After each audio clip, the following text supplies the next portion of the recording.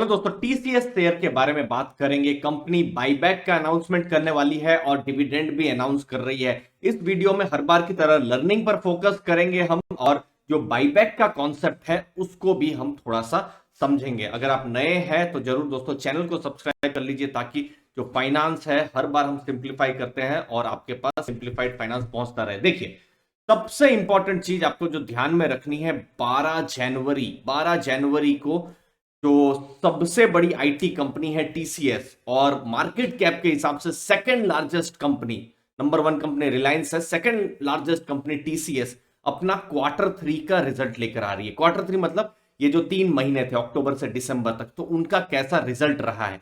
तो रिजल्ट तो आएंगे ही, रिजल्ट के साथ साथ अनाउंस होगा डिविडेंड। डिविडेंड भी कंपनी देने जा रही है, और इस बार कुछ थोड़ा सा और, कहते हैं ना सोने में सुहागा, तो बाईबैक का भी अनाउंसमेंट होने वाला है। तो बाईबैक, डिविडेंड, अच्छा क्वार्टर 3 रिजल्ट, ये सब एक्सपेक्टेशन रहेगी। अब बाईबैक है तो ये जरूर एक पॉजिटिव न्यूज बन जाता है। देखिए, कॉन्सेप्ट पर जाता हूं। बाईबैक होता क्या है? कंपनी अपने ही शेयर्स को खरीद रही है। बहुत सिंपल है और कुछ नहीं है। जो शेयर आप ट्रेडिंग करते हैं, खरीदते हैं, बेचते हैं, तो समझ लीजिए कंपनी ने, आपने कंपनी को दे दिए या कंपनी ने आपसे खरीद लिए, बस यही बाईबैक है। बहुत सिंपल शब्दों में मैंने बताने की कोशिश की है।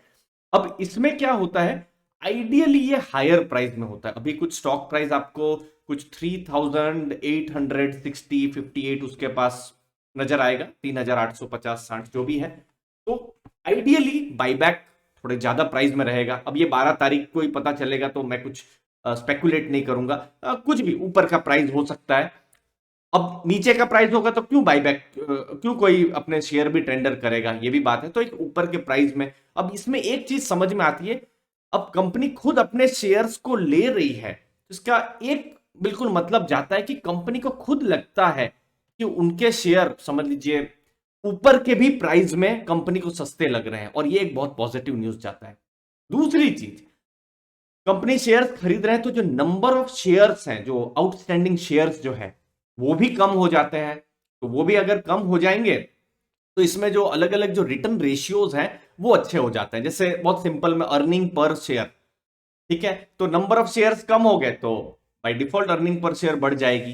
तो ये कुछ पॉजिटिव चीज होती है, और इसको पॉजिटिवली बाईबैक को देखा जाता है। हाँ, कभी कभी ऐसा भी हो सकता है कि कंपनी को अपने शेयर सस्ते लग रहे हो लेकिन सही में सस्ते ना हो, ऐसे भी केस हो सकते हैं। तो दोनों चीज है, बट फिलहाल कंपनी को ऐसा लग रहा है कि उनका शेयर आज 3850-60 में भी सस्ता है, इसीलिए वो ऊंचे प्राइस में भी अपने शेयर्स को खरीद रही है। अब बाईबैक दो तरीके से होंगे। पहला, टेंडर ऑफर। टेंडर ऑफर में आपके पास मेल आ जाएगा, या जो भी आपका, जहां पर आपका जो ब्रोकरेज अकाउंट है वहां पर आपके जो भी, जिस हिसाब से आपको बाईबैक मिलने वाला है, कुछ रेशियो रहेगा। कुछ भी हो सकता है, 100 में 10, 100 में 20, कुछ भी हो सकता है।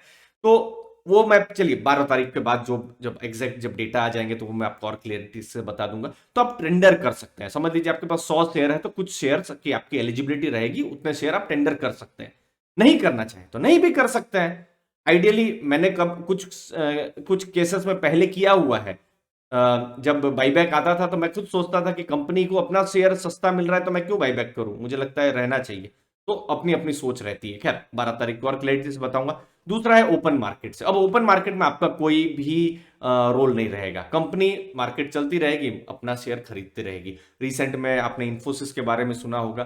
तो इंफोसिस ने अभी कुछ दिनों नहीं, मतलब अभी 1 डेढ़ साल से वो भी अपना बाईबैक कर रहे थे, तो उन्होंने भी अपना बाईबैक किया। वो ओपन मार्केट से किया हुआ है। तो वो टेंडर ऑफर है, ओपन मार्केट, हमको रिजल्ट्स जब भी आएंगे तो हमको पता चलेगा। अब रीसेंट रिकॉर्ड में बताएं तो टीसीएस कॉन्सिस्टेंट बाईबैक भी कर रही है। 2020 में बाईबैक किया था, 2018 में भी बाईबैक किया था, और कॉन्सिस्टेंट बाईबैक हो रहा है, और इस बार भी कॉन्सिस्टेंट बाईबैक है। मतलब आप सोचिए, अभी तो 1 साल 3 महीने भी नहीं हुए हैं, मतलब 15 महीने के अंदर एक और बाईबैक आ रहा है। और डिविडेंड तो आ रही है, और मैंने डिविडेंड के डेटा इनके देखे हैं पिछले कुछ सालों से, तो क्वार्टरली डिविडेंड आ रहे हैं, हर क्वार्टर में डिविडेंड आ रहे हैं। तो डिविडेंड भी कॉन्सिस्टेंट है। टाटा ग्रुप के कुछ मैं नंबर्स देख रहा था, जहां पर मैंने देखा था लगभग पूरे टाटा ग्रुप का 70% रेवेन्यूज जो है, प्रॉफिट्स जो है, वो टीसीएस से ही आता है। अभी कुछ नंबर्स चेंज हुए होंगे, बट मैं कुछ महीनों पहले की मैं बात कर रहा हूं। तो एक बहुत ही एक इम्पॉर्टेंट कंपनी है टाटा ग्रुप के लिए। और जब हम डिविडेंड की बात करें तो ऑलरेडी इस साल 7+7 14 रुपीज का डिविडेंड दिया जा चुका है सब जुलाई और अक्टूबर का महीना में, जो एक्स डिविडेंड डेट थी, डिविडेंड उनके बाद ही आया होगा। बाकी टीसीएस, टाटा ग्रुप की कंपनी, एक ट्रस्ट, एक विश्वास।